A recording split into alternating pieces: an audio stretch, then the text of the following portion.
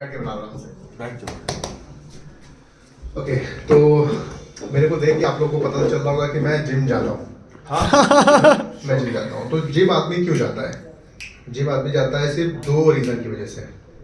एक, या तो उसकी किसी ने बहुत गंदी वाली बेइज्जती की हो, और दूसरी की नौबत नहीं आती है क्योंकि पहले में ही काम हो जाता है। तो मेरे साथ हुआ क्या कि हम खूब अपनी लाइफ एंजॉय कर रहे थे, मोटिवेशनल कोट्स देखते थे और दबा के खाते थे, तो जिम की जरूरत नहीं पड़ रही थी। तो मैं एक बार ऐसे अपने दोस्त के घर गया। मैं एक बाहर छोटा बच्चा खेल रहा था। मैंने उसको बोला, भाई छोटू इधर आओ। मैंने कहा छोटू जाओ, भैया को बुला लो। तो छोटू अंदर जाता है, कहता है कि भैया भैया बाहर ना कोई मोटू भैया आए हैं। वैसे तो बच्चे भगवान का रूप होते हैं, नो डाउट, लेकिन ये साला बहुत खराबी था। तो मैंने जिम ज्वाइन किया। तो जब मेरा वेट बहुत ज़्यादा बढ़ा था तो उस वक्त मैं दिल्ली में था। तो दिल्ली में आप रहें और ऑफिस में बहुत ज़्यादा ट्रेंडी टी शर्ट नहीं पहन सकते। तो मैंने एक टी शर्ट खरीदी, उस पर थॉर लिखा हुआ था। तो मैं टी शर्ट पहन के गया। मैंने सोचा बहुत मज़ा आएगा, लोग देखेंगे थॉर वाली टी शर्ट है। तो मैंने अपने दोस्त से पूछा, भाई देख क्या थॉर लग रहा हूँ क्या? कहता हाँ भाई थॉर लग तो रहे हो, लेकिन एंड गेम मैंने कहा भाई ठीक है। तो अभी रिसेंटली भूकंप आया था लखनऊ में 3-4 दिन पहले, आपको पता होगा, महसूस नहीं हुआ आप लोग को? हुआ था ना? हम लोग 4th फ्लोर पे थे तो बहुत ज़्यादा महसूस हुआ था। तो भूकंप के झटके जो होते हैं ना, वो बेवफा सनम जैसे होते हैं। आप एक्सपेक्ट नहीं कर रहे होंगे तभी आपको लगेंगे आके। ठीक।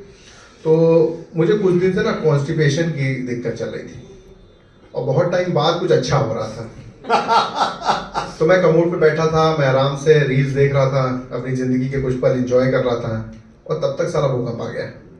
पहले तो मुझे लगा कि मैंने बहुत प्रेशर दे दिया है कि धरती हिल गई है बिल्कुल। और थोड़ी देर बाद मुझे एहसास हुआ कि नहीं, सच में धरती हिल गई है। तो मुझे आधे में ही भागना पड़ा। तो मैं सोचा यार, मतलब मैंने इतना कोसा भूकंप को, मैंने कहा यार बहुत टाइम बाद एक तो कुछ अच्छा हो रहा था, उसमें भी साला आ गया, उसमें भी फिर उसके बाद मामला खत्म। चलिए छोड़िए भूकंप की बातें। तो मेरा नाम विवेक है, और विवेक का मतलब होता है बुद्धि, संयम। एक तो करेला, ऊपर से नीम चढ़ा, ठीक है? तो ना मेरे अंदर बुद्धि है और ना मेरे अंदर संयम है।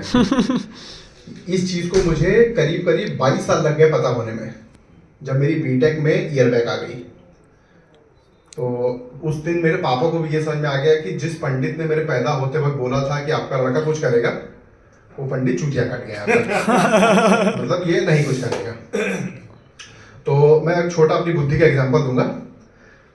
हम लोग, आपको भी ट्रक पे गए सर? ट्रक पे गए ना? तो ट्रक पे एक इटनरी मिलता है, कहाँ कहाँ रुकेंगे, और एक लिस्ट ऑफ आइटम्स मिलता है कि ये आपको लेकर आना है। उसमें एक वाइप्स होता है, वाइप्स होता है ना? वाइप्स का यूज किस लिए होता है? वाइप्स। वाइप्स। अच्छा, वेट वाइप्स। Wet wipes. तो वेट वाइप्स बेसिकली ट्रैक पे क्यों ले जाते हैं? क्योंकि भाई ऊपर पानी नहीं मिलता है। तो आपको भैया अपना मामला करने के बाद आपको या तो वेट वाइप से कर दीजिए या टिश्यू यूज कर दीजिए। तो वो वेट वाइप जो होते हैं वो फेस वाइप्स होते हैं। एस वाइप जैसा कुछ नहीं होता है, ठीक है? तो जैसे मैंने बताया, मेरा नाम विवेक है और मेरे मतलब का एक नाम बुद्धि भी होता है। तो मेरे दोस्तों ने कहा कि तुम जाओ और सारा सामान खरीद के लाओ। तो मैं गया सुपरमार्केट में लेडीज आती हैं, असिस्टेंट आते हैं, मेरे सामने कहती हैं कि hello sir, what do you want? मैंने कहा ठीक है। मैंने कहा do you have some S wipes? तो कहती है माफ़ कीजिएगा सर, मुझे पता नहीं आप क्या मांग रहे हैं। तो मैंने कहा यार, पूछते ही इसकी इंग्लिश चली गई। तो मैंने कहा एस वाइप्स है क्या आपके पास? कहीं सर मैनेजर को बुलाना पड़ेगा। हमने कहा प्लीज़ बुला के लाइए। तो मैनेजर कहता है सर एस वाइप जैसा तो कुछ नहीं होता है, फेस हमारे पास वो फेस वाइप्स हैं। तो मैंने कहा हो सकता है इनके पास नहीं मिलता होगा। मैंने अपने दोस्तों को फ़ोन लगाया, मैंने कहा भाई वो पोंछने वाला तो मिल ही नहीं रहा है। तो कह रहे भाई कहीं भी मिल जाता है। मैंने कहा भाई मैंने पूछा कि भाई एस वाइप्स है क्या? तो कहता है बे चूतिए, एस वाइप्स नहीं होता है, वो फेस वाइप्स ही होता है। तुम एस वाइप्स बोले हो, तुम बुद्धि मत चलाया करो। तो मैं सोचा कि भाई अगर मैं हिंदी में जाके उसको बोलता कि मैडम आपके पास कोई गणपोछनी है क्या, तो कितना बुरा लगता उस चीज़ पे, ठीक है? तो मैंने बताया कि मेरे नाम का मतलब बुद्धि है और पेशेंस है, सही है? तो पेशेंस नहीं है मेरे अंदर, बिल्कुल भी नहीं है। अगर कोई मुसीबत आती है तो सबसे पहले मैं भागता हूँ, फिर आप खड़े रहो, मुझे मतलब नहीं उससे। दूर से साला कोई जानवर भी आ रहा होगा ना तो मैं भाग जाऊंगा तुरंत, और जानवर भी कहेगा भाई तू कितना ही भाग पाएगा और कितना दूर भाग पाएगा भाई, धीरे ही भाग।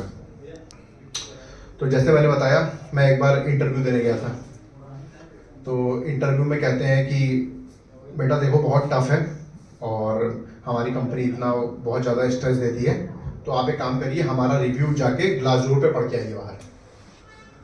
तो सर आपको ग्लासडोर पता है क्या होता है मैम? क्लास पता है ना, वेब वेबसाइट है ना, मेरे को नहीं पता था ओके क्योंकि मेरे पास बुद्धि नहीं है और संयम भी नहीं संयम भी नहीं है। तो मैं बाहर गया और मेरे हिसाब से ग्लासडोर का मतलब था शीशे का दरवाजा।